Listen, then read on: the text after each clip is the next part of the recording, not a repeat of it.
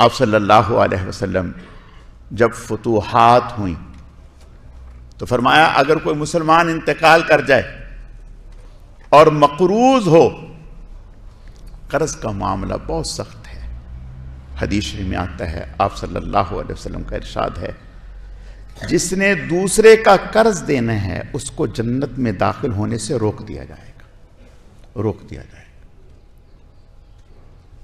कर्ज का मामला बहुत सख्त है। शहीद को भी फरमाया उसको जन्नत में दाखिल होने से रोक दिया जाएगा।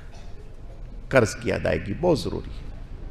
कोशिश करनी चाहिए अपनी जिंदगी में कर्ज की अदायगी कर जाए। 1 रुपया भी किसी का देना है, दे।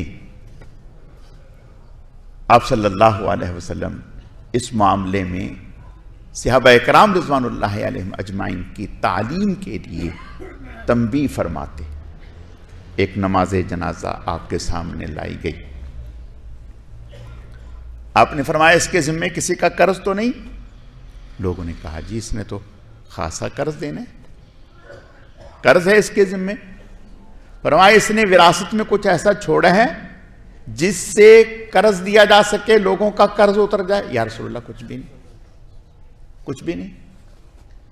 आपने फरमाया कि फिर तुम नमाज पढ़ लो, मैं तो नमाज जनाजा नहीं पढ़ाता, मैं तो नहीं पढ़ाता। ये उम्मत को समझाने के लिए कि कर्ज का मामला कितना अहम है। सहाबा इकराम हुजूर ही के तरबियत याफ्ता थे, शागिर्द थे। फौरन एक सहाबी आगे बढ़े, या रसूलल्लाह नमाज पढ़ा दें, इसका जितना भी कर्ज है मेरे जिम्मे मैं अदा करता हूं।